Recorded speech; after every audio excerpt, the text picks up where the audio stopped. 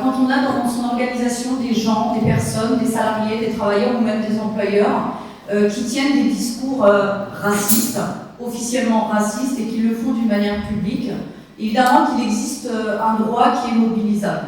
Il y a à la fois le droit pénal, mais également le droit du travail, et il y a des obligations, parce que je sais que souvent, les camarades syndicalistes, et je le sais d'autant plus que j'interviens depuis longtemps sur le sujet du racisme idéologique, mais également du racisme systémique, on l'entend eu du mal à s'emparer de ce sujet. Pourtant, quand c'est idéologique, comment ne pas s'en emparer ? D'abord parce que c'est très grave et que c'est pénalement répréhensible, mais aussi parce que les effets sur la personne qui en fait l'objet sont extrêmement dramatiques. Et c'est vrai que encore cet été, j'étais invitée et des vieux briscards du syndicat, d'ailleurs des CGTistes, expliquaient à une foule que lorsqu'ils sont sollicités sur des questions de racisme idéologique et notamment des insultes idéologiques des proférées par un salarié à l'endroit d'un autre salarié, eh bien, la seule option qu'ils ont, c'est d'attraper le salarié en question et de lui dire oui, c'est pas bien, tu recommences pas, etc. Parce qu'il y a quelque chose qui se joue, d'ailleurs qui n'a pas réussi à théoriser, mais pour le coup, moi, je vais essayer de vous théoriser à ma petite échelle. D'abord, il y a quelque chose qui a été très longtemps opérant au sein de nos organisations syndicales, c'est le fait de ne pas aborder le sujet du racisme idéologique, mais également du racisme systémique. Le racisme systémique, je l'expliquerai dans un deuxième temps ce que c'est, parce que ça a un sens, parce que ça pouvait diviser finalement la classe ouvrière, diviser les salariés qui sont potentiellement mobilisables dans le cadre d'action. Et ça, j'ai envie de dire que c'est une erreur monumentale. D'abord, on le voit, alors peut-être que le syndicat CGT devrait donner des éléments chiffrés, mais là où les organisations syndicales se sont emparées de sujets qu'on dit spécifiques, mais qui ne sont pas en réalité, puisqu'ils font l'objet de textes réglementaires et législatifs, et c'est le cas notamment du racisme, eh bien, là où on s'attaque à des sujets comme le genre, la question des femmes, la question de l'orientation sexuelle, la question du handicap, la question de la race, qu'on soit très clair, la race pas en tant qu'existence, mais en tant que construction sociale. Là où il y a eu du travail sur ces sujets-là, il y a eu des mobilisations, il y a eu des adhésions, et il y a eu donc des exercices de rapport de force plus durs et plus importants lorsqu'il est question de lutter contre celui contre lequel on doit lutter, c'est le patronat. Et pour ce faire, avant de rentrer dans des définitions ou même des outils juridiques qui sont à la disposition notamment des représentants du personnel dans les entreprises, il y a quand même quelques outils qu'on appelle sociaux. D'abord, il est fondamental d'avoir ces cadres de débat. Alors, je ne sais pas, j'ai pas mes lunettes, j'ai envie de dire, j'ai pas mes yeux, mais peut-être qu'il est homogène ce soir. Mais il faut les multiplier, ces cadres de discussion. Il faut multiplier des cadres où des gens qui sont différents et différentes, particulièrement quand des militants syndicaux, des cadres où des gens différents se rencontrent pour discuter de leurs problèmes, ou pas d'ailleurs. Il fut un temps où nos organisations syndicales étaient très férues des temps festifs, conviviaux, où on organisait des cadres, et je trouve d'ailleurs que dans une période comme celle qu'on vit, qui est une période extrêmement pénible d'un point de vue risque psychosocial, ça ne serait pas un luxe. Mais ces temps, dans l'entreprise, et même quelquefois à l'extérieur de l'entreprise, ont le mérite de faire que les gens se rencontrent, d'une part, des gens quelquefois très différents, d'autre part, qu'ils discutent aussi, et puis qu'on puisse échanger avec des données objectives. Les données objectives sur en tout cas le racisme idéologique, dans son quotidien, dans son social, mais aussi dans le travail, c'est quoi? C'est tout ce qu'a rappelé le collègue. C'est-à-dire que quand il y a un plan social, il n'est pas question, ou quand il y a des licenciements collectifs, il n'est pas question de dire que l'arabe, le noir, le migrant prend la place je vais utiliser des termes, peut-être qu'ils vont vous choquer, si ça vous choque, vous me le dites, des personnes qui sont identifiées comme des personnes blanches. Il n'est pas question de croire à ça, ce sont des urbaines légendes, et nous avons des éléments objectifs. pour démontrer à des gens qui peuvent croire à ces urbaines légendes qui sont brandies assez systématiquement à la fois par les médias mainstream, mais également par ceux que vous avez cités, qui sont les Marion Maréchal, qui sont les Zemmour, qui sont les Le Pen, qui sont les Bardella. C'est de dire qu'on n'a pas eu besoin en réalité des immigrés ou des gens issus de l'immigration pour qu'il y ait des plans sociaux ou pour qu'il y ait des licenciements collectifs ou pour qu'il y ait des cases du service public. Loin de là, l'histoire nous a montré plutôt que les immigrés ont participé même à une construction massive. J'entendais que le camarade faisait partie de la SNCF et comment la France, à une époque même, a signé des conventions avec les pays étrangers pour que les lignes de chemin de fer soient construites par des étrangers. Et comment, moi je suis la première à pouvoir le dire, mais il y a des données chiffrées qui sont dans l'INSEE, qui sont produites par le CNRS, et comment les bâtiments dans lesquels nous vivons sont construits en grande partie par une population immigrée. Donc ça, ce sont des éléments objectifs.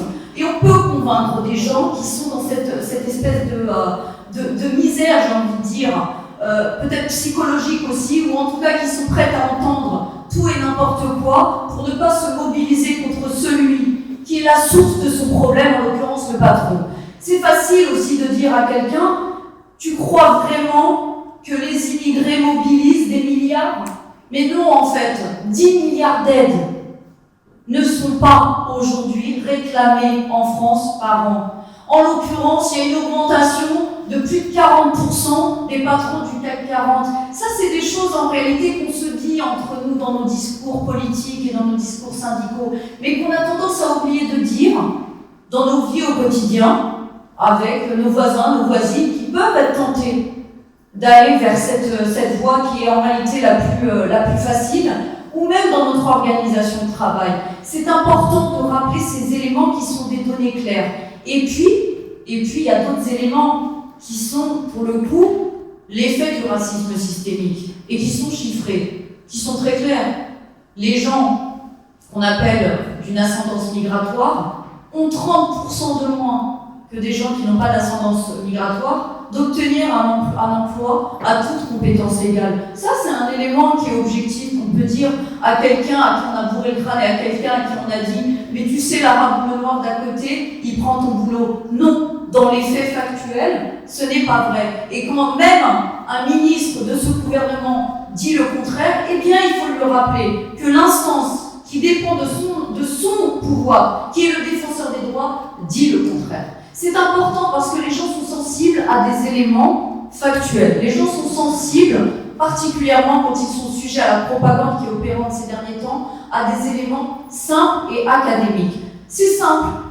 2020, 2021, 2022, 2023, les différents rapports du défenseur des droits montrent que, d'une part, il y a des écarts salariaux entre les gens d'ascendance migratoire et entre ceux qui n'en ont pas. Donc c'est pas vrai de dire que ces gens-là pourraient finalement voler le salaire des autres. D'autre part, ils sont moins recrutés que les autres. D'autre part, ils ont moins accès au logement. D'autre part, ils ont moins accès aux services. Ça, c'est la réalité. Ça, ce sont des éléments objectifs. Et ça, ce sont des arguments que nous devons, nous, pouvoir mobiliser. Encore faut-il les avoir, et c'est vrai que c'est pas si simple. Et sur notre rôle au niveau de la CGT de pouvoir outiller nos camarades pour pouvoir les donner. Sur le racisme systémique, et j'y viens. Le racisme systémique, il est protéiforme, hélas. C'est-à-dire qu'il est à la fois, j'ai envie de dire, porté par des gens qui sont idéologiquement racistes, mais il est à la fois, en réalité, tout un système qui est opérant dans notre société et qui, aujourd'hui, ne fait plus débat en réalité. Ce que je veux vous faire comprendre aujourd'hui, c'est que il n'y a pas besoin d'être raciste idéologiquement pour avoir des pratiques qui revêtent un caractère discriminant lié à l'origine qui font système.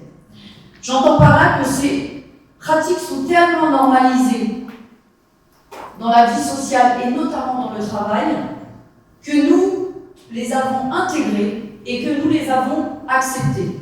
D'une part, ceux qui n'en font pas l'objet, mais d'autre part, ceux aussi qui en font l'objet. J'en veux pour preuve les éléments que je viens de vous donner. En réalité, la discrimination liée à l'origine, à l'embauche, elle n'est pas opérante depuis que Le Pen ou Zemmour a bonne presse. Elle est opérante depuis beaucoup plus longtemps. Et elle a permis justement que dans les organisations syndicales, on ne retrouve pas ce rapport de force fort que nous devons avoir. Comme nous ne l'avons pas eu aussi pendant des années parce que nous n'avons pas intégré la question du genre. La question de la race en tant que construction sociale et de la discrimination qui en découle, qui fait système, elle est dramatique parce que, et vous le savez tout autant que moi, le travail, c'est là où l'être humain se construit sa dignité, construit son identité. C'est là où il trouve sa ressource pour vivre. Mais c'est là aussi où il est un être social. Donc lorsqu'il en est privé, et comme c'est le cas, comme je vous l'ai évoqué tout à l'heure avec les chiffres, mais encore une fois, qui sont relayés par des enquêtes du CNRS, des enquêtes du ministère du Travail, des écarts qui sont énormes entre des gens qui ont des noms à consonance maghrébine ou des noms africains et des noms dits français, des écarts de 30 voire 40% quelquefois. Et de la même manière, dans les organisations du travail, on peut vite s'apercevoir, pour des raisons qui sont totalement subjectives, que ces pratiques discriminatoires conduisent à ce que, toutes choses égales par ailleurs, c'est-à-dire à compétences égales, les personnes qui remplissent un critère de race vont être sur des travaux beaucoup plus pénibles, vont être moins payés, ou vont avoir des carrières qui vont être bloquées. Donc l'enjeu de notre syndicat aujourd'hui, c'est d'en avoir conscience, d'abord, ce qui n'est pas si simple. D'abord parce que pour beaucoup de gens, le racisme, c'est uniquement l'expression d'un racisme idéologique. Or, je viens, même si peut-être que je ne vous ai pas convaincu, mais je peux vous donner tous les éléments qui le démontrent, je viens de vous montrer à quel point il est porté par un grand nombre d'entre nous. Tout simplement parce que, lorsqu'on s'appelle Paul ou Béatrice, parce que ce racisme, il existe aussi entre les femmes d'origine maghrébine ou subsaharienne et les femmes blanches, avec des données objectives du défenseur des droits. Et bien à partir du moment où on est dans le déni, on ne souhaite pas le voir, ou même on le voit, mais qu'on accepte le principe que cette inégalité subsiste, et bien justement nous ne faisons pas notre rôle syndical. Et que nous ne nous trompons pas lorsque nous opérons de cette sorte, nous jouons le jeu du patronat. Car c'est le patron, et c'est la société capitaliste et néolibérale qui met en place ce système, qui permet de faire croire à ce qu'on appelle la classe ouvriériste blanche qu'ils sont déjà meilleurs que cette armée de réserve, maltraitée. Et nous avons tout intérêt aujourd'hui à le conscientiser pour pouvoir s'unir dans les organisations du travail, dans la rue, face au patronat, mais aussi face à l'extrême droite. Et en réalité, nous avons des outils qui ne sont absolument jamais usités. D'abord, le droit du travail. Le droit du travail, il interdit clairement la discrimination à l'origine, au patronyme. C'est-à-dire que pour viser la race, nous avons au moins 5 ou 6 critères qui sont prévus dans le droit du travail.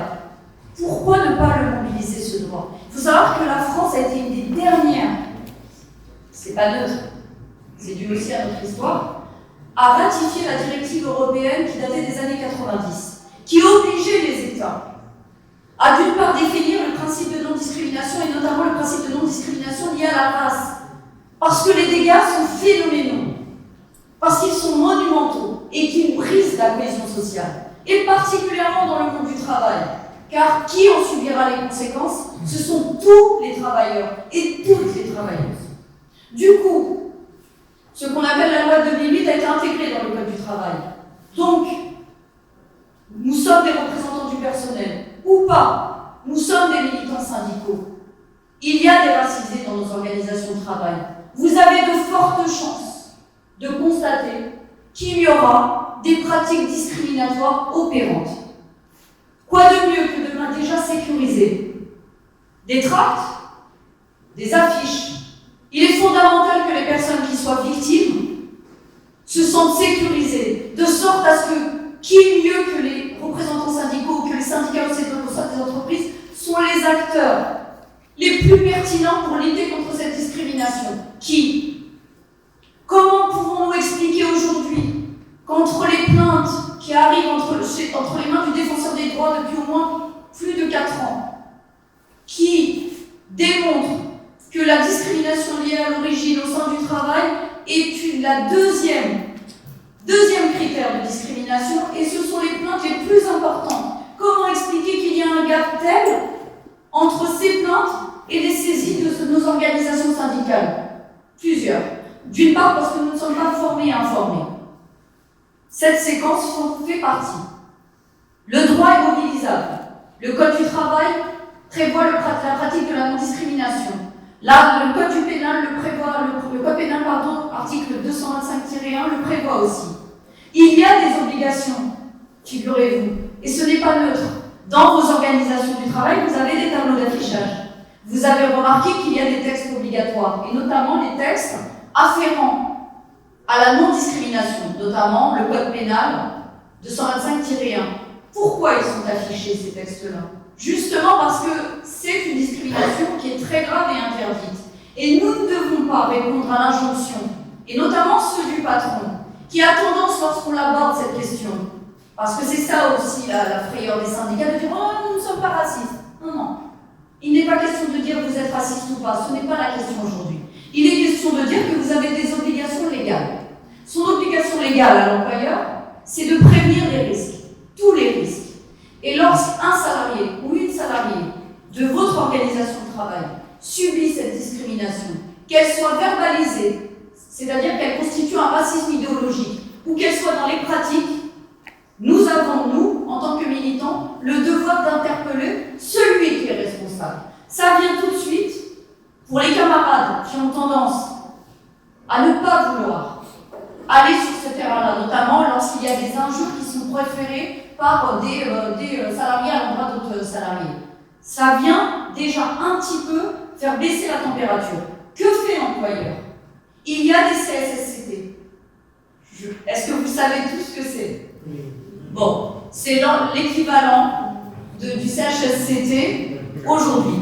Je ne suis pas d'accord avec ça, mais... C'est vrai, j'essaie de faire très court. Bien sûr qu'on n'est pas d'accord, bien sûr qu'il y a la disparition. Voilà, bien sûr que la disparition des CHSCT, c'était une volonté politique pour diminuer et les droits et les non-là, tu prêches une convaincue camarade. C'est juste parce que j'essaie de venir au centre. Il y a des instances. Vous avez le droit. Vous avez la prérogative de dire nous demandons à ce qu'il y ait des mesures qui soient prises. Rappelez à l'employeur qu'il a des obligations, article L4121-1, et que ces obligations, elles sont en matière de non-discrimination, et qu'il est responsable pénalement, et il est responsable civilement. Faites-le à minima. Mais aussi sur le racisme systémique, celui qui est le plus insidieux. Faites-le aussi. Vous pouvez. Il n'y a rien qui vous l'interdit. Au même titre que nous le faisons pour la discrimination faite aux femmes. C'est simple. Il y a des techniques. Il y a aujourd'hui le défenseur des droits, le CNRS, l'INRS et l'INSEE et l'INED qui pointent du doigt la discrimination raciale systémique. Il est dit que les employeurs doivent prendre des mesures. Monsieur l'employeur, nous sommes les représentants du syndicat, nous vous demandons quelles mesures vous avez prises et vous avez prises pour lutter contre ce fléau.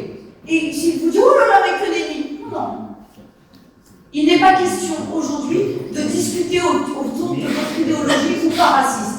Il est question du droit et de la manière dont vous devez, en tant qu'employeur, appliquer le droit. Et de la manière dont ce droit, mes camarades militants, doit être appliqué aussi pour ceux qui sont victimes de ce fléau.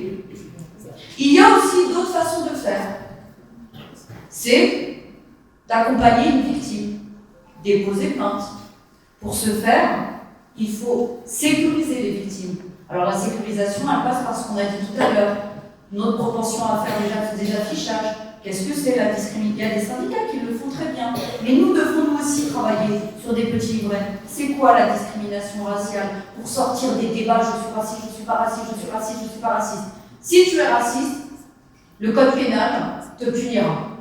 point barre. Et en termes de sanctions, je suis désolée de vous dire, mais moi je ne peux pas entendre en tant que militante syndicale, parce que ça a été longtemps dit par des camarades, et voyez où nous en sommes aujourd'hui. Oui, mais un camarade, un salarié, ça reste quand même un collègue. Oui, mais un collègue qui tient une injure raciste, publique, c'est très grave. Alors évidemment, l'idée, pour ceux qui sont encore frileux, et encore que moi j'ai entendu Sophie Binet, je crois, au colloque dire, nous, voilà, on condamne, on n'accepte pas, c'est pénalement répréhensible. À vous de voir. Moi, je fais partie de ceux, oui, qui disent quelqu'un dans une communauté de travail qui commence à tenir des injures racistes à l'endroit d'un groupe ou d'une personne, c'est très grave. Et qu'il faut prendre des mesures. Mais même si, allez, disons que vous ne voulez pas aller sur ce terrain-là, très bien. Renvoyez l'employeur à ses obligations légales. Renvoyez l'employeur à ses obligations en termes de prévention des risques et en termes d'obligations. Renvoyez-le, c'est simple. Les textes existent en la matière. Le harcèlement discriminatoire a fait l'objet de condamnations, les amis. Et cette condamnation n'est pas neutre. C'est une condamnation civile. C'était un environnement. Voilà, des gens qui faisaient des blagues racistes. Ça, on ne peut plus accepter. On est dans une période où il n'est plus question de dire on ne peut plus rien faire, on ne peut plus rien dire. Parce qu'on a trop toléré. On a trop fermé les yeux au nom d'une fausse cohésion du milieu ouvriériste. Et nous en sommes là aujourd'hui. Donc, le harcèlement discriminatoire, c'est à proscrire. Il y a des possibilités d'aller au civil. Il y a aussi des possibilités, au sein de la communauté de travail, de le neutraliser. Pareil, dans le cadre de ces instances, en demandant que des mesures soient prises, des formations, des informations assez régulières avec une obligation de résultat aux employeurs. Il ne faut pas avoir peur d'aller sur ces terrains-là. Après, il y a une prérogative qui est propre aux représentants du personnel, qui est l'alerte. Bien sûr que oui, quelqu'un qui fait l'objet d'une discrimination, d'ailleurs quelle qu'elle soit, mais quelle qu'elle soit, ça ne veut pas dire que celle-là, elle passe à la trappe. Ça veut dire que celle-là, on doit s'en saisir. D'une part, pour freiner un employeur qui serait dans ses grandes velléités de maintenir, encore une fois, la division, mais aussi, je suis désolée, mais c'est important pour faire peur à ceux qui pourraient avoir des velléités de croire que tout est permis. Il y a un droit d'alerte qui est possible. Alors, j'ai plus en tête, mais c'est le L 2200. Je vous ferai, si vous voulez, un glossaire. Vous faites une alerte. Il n'y a même pas d'obligation qui est une autorisation du salarié. On préfère d'une manière générale. À vous, en tant que militant, de convaincre. À vous de sécuriser. Il y a des méthodes. Les méthodes, elles sont assez simples, j'ai envie de vous dire. C'est d'ouvrir une porte, un endroit sécurisé, peut-être même d'offrir un café, et de laisser la personne parler. Évidemment que quelqu'un qui est victime de discrimination, quelle qu'elle soit, ou de harcèlement, je suis désolée, je reprends un peu ma casquette de formatrice harcèlement, oui, il est en colère. Et l'idée, c'est pas de dire, oui, mais peut-être qu'il mérite ou il mérite pas. Non. En fait, personne ne mérite de faire l'objet de pratiques différenciées qui va porter atteinte à sa dignité, qui va bloquer sa carrière et bloquer aussi son salaire. C'est à nous de jouer, c'est nous qui avons la responsabilité. Et sécuriser, ça veut dire neutraliser nos préjugés, nos stéréotypes.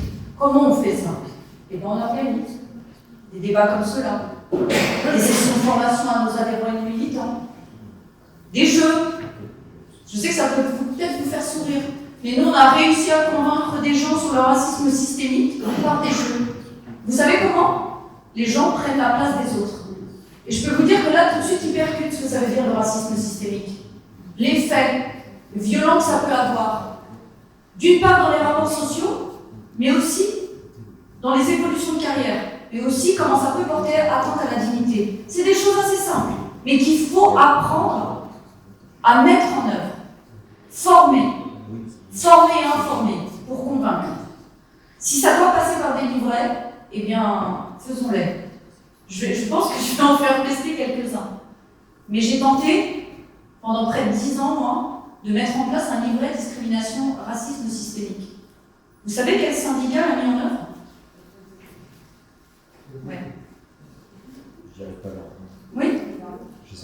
entendu, moi, la CFDT. Ouais. Oui, la CFDT. Ça fait mal à la tête, hein. Il y a plein de choses, et en même temps, ça correspond à quelque chose. Il y a plein de choses qu'on peut améliorer. Mais rien que ce document, des camarades à moi et moi-même, on s'en est servi. D'une part pour nous conscientiser, mais aussi parce qu'il y avait tout dedans. Le droit du travail, le droit pénal, comment mobiliser les missions et les prérogatives des représentants du personnel. Nous avons l'obligation de le faire.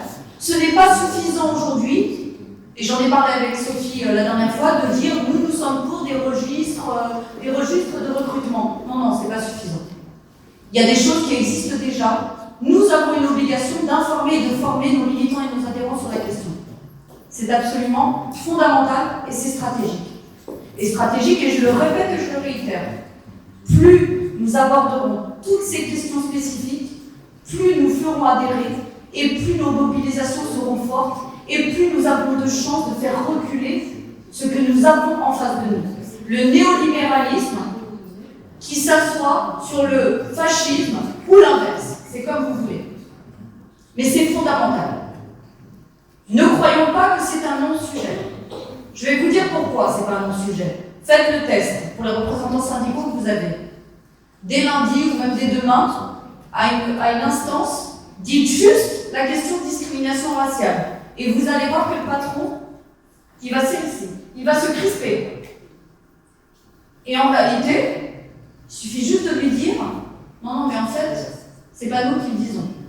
Ce sont toutes les instances que je viens de vous citer. » Il y a également des accords d'entreprise quand on est fort. Bien sûr que c'est possible un accord non-discrimination. Il y a quelques entreprises qui l'ont fait. Alors c'est pas l'alpha et l'oméga, mais ça a un sens.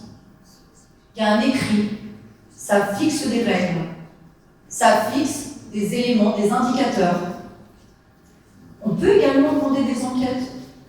On parlait avec l'ami tout à l'heure, il était question de statistiques ethniques. Oh, cette bonne blague. Ça, c'est systématiquement l'argument qu'on nous envoie pour surtout pas aborder le sujet. Alors expliquez-moi, mes amis, comment font l'INSEE? Comment font le défenseur des droits? Comment font tous ces organismes de sondage pour produire les éléments que je viens de vous citer? Mais évidemment que oui, il y a des choses que nous pouvons faire qui sont légales. Des enquêtes, ce qu'on appelle les enquêtes Théo, les mêmes qui ont été mises en œuvre pour identifier la discrimination sexuelle. C'est à la main des organisations syndicales. On peut les trouver sur Internet. Très bien, ça s'appelle des enquêtes de ressenti. Des simples demandes d'autorisation. Le patronyme, j'ai envie de dire, vous savez, le nombre de fois où j'ai eu des camarades qui m'ont dit « mais moi je ne sais pas, attends, Mohamed, Mamadou, je ne sais pas, moi il ne m'a pas dit qu'on lui avait dit que c'était un salnois ou un sale arabe. » Mais il n'est pas question de ça, mon ami, en fait. C'est juste de demander une enquête. Mais une enquête collective, par exemple. De la même manière qu'on peut faire des enquêtes pour évaluer les écarts salariaux pour les femmes et les hommes. Et c'est assez simple en réalité. Quelquefois, c'est assez simple. Quand on est un représentant syndical ou un représentant du personnel qui connaît bien son entreprise, on arrive vite à voir à quel point les racisés, ou même quelquefois même les travailleurs sans papier, occupent les postes les plus pénibles. C'est simple. Et pour donner un petit peu de relief à mon propos, je ne sais pas si vous avez entendu parler de nos camarades sans papier du chantier de Breteuil qui ont mené une grosse action il y a quelques années avec la CGT. Je peux vous dire que moi, à l'époque, avec la CGT, j'étais en bise sur le caractère systémique du racisme. Je leur disais, mais enfin, il n'y a que vous qui ne voyez pas que non seulement ce sont des camarades sans papier, noirs, vous ne voulez pas qu'on aille sur le racisme systémique? L'ethnicisation du travail, enfin, c'est quelque chose que nous connaissons, nous, les organisations syndicales, que nous savons évaluer, que nous savons voir, parce que justement, nous avons cette intelligence de la communauté de travail. Il a fallu quand même lutter, mais on y est arrivé. Ça a donné lieu à une jurisprudence. Racisme systémique. Parce que oui, en bas de la pyramide, on avait bien des subsahariens mal payés, sans papier, exploités. C'est pas un gros mot, en fait. Et plus nous irons sur ce terrain-là, Je suis désolée, il y a tellement de choses à dire et j'ai l'impression de vous avoir rien dit. Mais je crois que ce qu'il faut retenir, pour ceux qui sont formés sur la question des femmes et des discriminations opérées sur les femmes, parce que je vois qu'il y en a quelques-unes dans la salle, c'est que les choses doivent être poreuses. Pour ceux qui sont formés sur la discrimination syndicale, eh bien les choses doivent être poreuses. De la même manière que les blocages de carrière, que la répression, que la difficulté à obtenir une augmentation du salaire est opérante pour les femmes, pour les syndicalistes, elle l'est pour les personnes d'origine étrangère, réelle ou supposée. Et que la manière dont on doit penser, conscientiser et travailler le sujet est exactement la même. Et que si nous y arrivons, même si sur la question des femmes, on est encore loin du compte, mais on avance. Si nous y arrivons, nous faisons le pari de mobiliser plus, de ne pas répondre aux injonctions de l'extrême droite, de ne pas répondre aux injonctions des patronats, et surtout de sauver des gens et des vies. Car ces discriminations, elles font énormément de mal, et je ne l'ai pas abordé, mais c'est un fait également qui est établi et qui est démontré par des données académiques en termes de santé.